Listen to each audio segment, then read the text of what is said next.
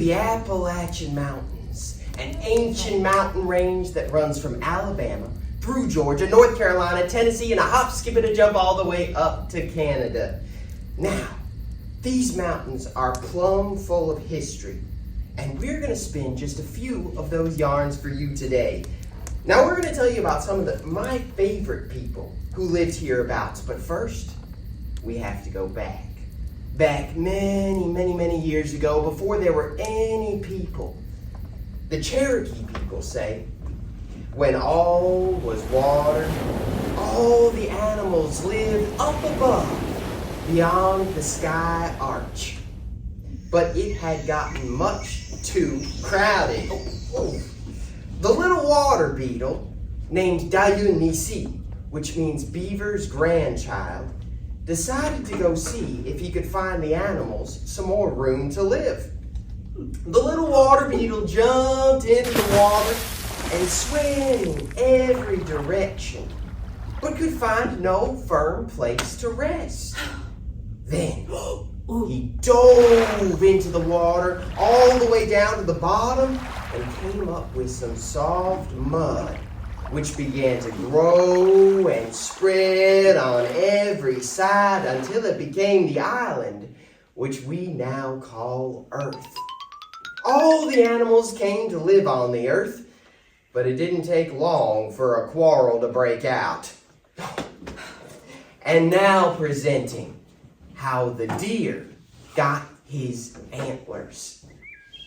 Now, back before the deer had any antlers at all, down in the holler, the deer and the rabbit got into a tremendous argument. It is clear to me that I am the fastest animal in all the forest. Clear as mud. Everyone knows I'm the fastest in all the forest. I can run and leap a great distance in a single bound. And while you're up in the air, I'll run underneath you and get there before you can come down. They argued for days and days. Finally, the other animals got right fed up with them bickering all the time. Suddenly, the boomer had an idea. Why don't you all have a race? And whoever wins the race will be known as the fastest in the forest. That's a great idea, Boomer. Gotta be worth my time. I will give this set of antlers I have carved to whoever wins the race. Oh, I'll run for those beautiful antlers. Yes. I'll run for those antlers. Where shall we run? Why don't you start the race here and run through the thicket over there? Agreed. I'm new to the area. Mind if I take a look through the thicket real quick? Oh, sure thing. Go ahead. So the rabbit went into the thicket. The other animals waited and waited and waited. They were all getting impatient, so Sparrow flew into the thicket. Rabbit is cutting a shortcut through the thicket. He's going to cheat. Rabbit wouldn't cheat in a competition this important. I'm sure he'll be back any minute. Finally, Rabbit came back out. Are you ready to race? Those antlers are gonna be mine. Easy. What were you doing in there for so long, Rabbit? Were you cutting a shortcut through the thicket? No, of course not. Well, either you're lying or Sparrow's lying. We are going into that thicket to see once and for all. Rabbit, you were cutting a shortcut through that thicket. You would cheat and you would lie to get those antlers? Whoever wears these antlers must wear them with honor and respect. Dear, you have honor and respect. So you shall wear the antlers instead. And so I have worn these beautiful antlers ever since. But once a year I lose my antlers to remind me that it was not always so. And that was the end.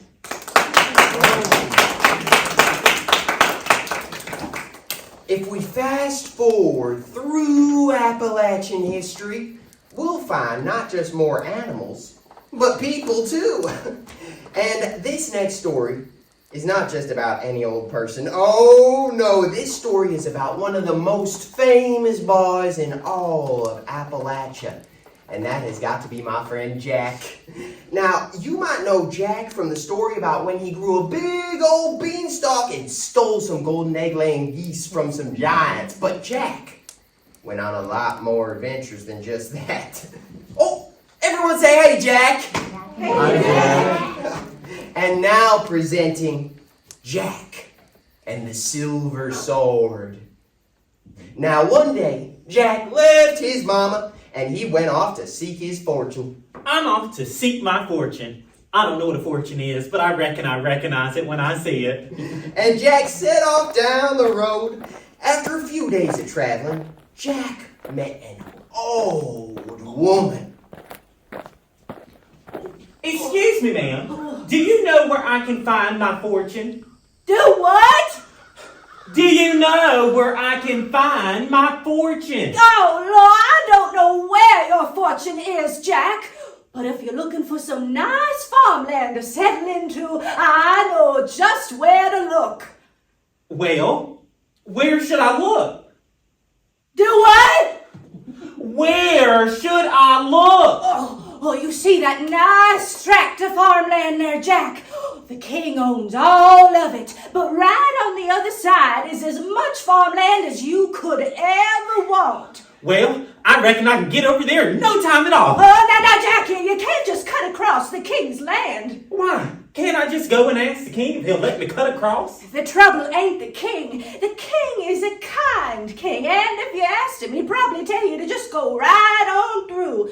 Oh, no, the king ain't the trouble. The trouble is the giants. Somebody's alive! Giants! Yes, there are 3 big, old, ugly, 14-foot-tall giants that have taken over the king's land. They'll kill anything that moves. The only reason they haven't killed the king is because he and his family live behind a high rock wall, and the giants are too big and too dumb and too heavy to pull themselves up and over to get inside.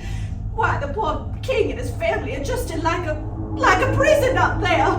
If they come out from behind their wall, they'll be eaten in a minute. Oh no. Oh, well, I guess I better get going around.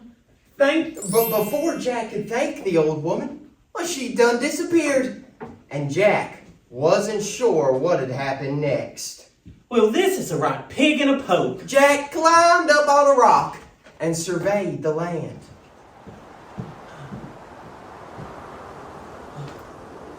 It's gonna take me so long to get all the way across the king's land. Maybe that old lady was just spinning a big old story to scare me, and doggone it, I wouldn't fail for it. Well, maybe if I'm careful, I can cut across the corners of the king's land and get across a little quicker. So that is what Jack did. He walked all the way from Can't-see to Can't-see and had begun to cut across a corner of the king's land. Looks like I'm gonna have to stop here for the night. Can't take a chance on building a fire here in the king's land in case there really are giants. Just to be safe, I'll sleep right up here in this here tree, and I'll keep watch while I sleep.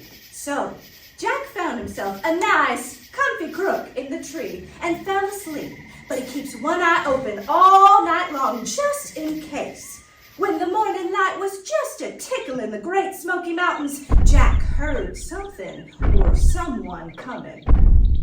It's the giants! The old woman was right. Sure enough, there were 3 big, old, ugly, 14-foot-tall giants. I sure am hungry. I sure am hungry. I don't know about you all, but I sure am hungry. Well then, they may be big, but they sure is dumb. Maybe I don't have to be scared of them after all. The 3 giants sat down right underneath Jack's tree, started to boil a big pot of water, and into the pot they tossed in 2 cows whole. I've seen all I need. Maybe I can get away if I distract them. I know! My slingshot! I get the first bit. No, I get the first bit. No, me first.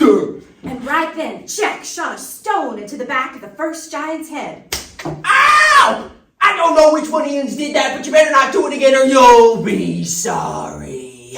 And right then, Jack shot a second stone into the back of the giant's head.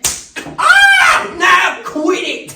We didn't do nothing. Yeah, we didn't do nothing. Well, I reckons yins did. Now don't mess with me again or I'll crack both your heads. And right then, Jack shot a third stone into the back of the giant's head. The giant jumped on his brothers. They started biting and scratching and whomping and slapping, and all the while, Jack snuck down the tree. But right as he was about to get to the ground and escape, crack! Jack froze in fear. Look! There's a little boy! Look! There's a little boy! Hey, you all look, there's a little boy. Then Jack remembered how dumb the giants were, and he weren't so afraid no more. You can call me little boy, little man, but there's a lot of things that I can do that you can't. What can you do that we can't do? If you're so smart, you figure it out. The giants all looked at each other, shrugged, and then sat down to think.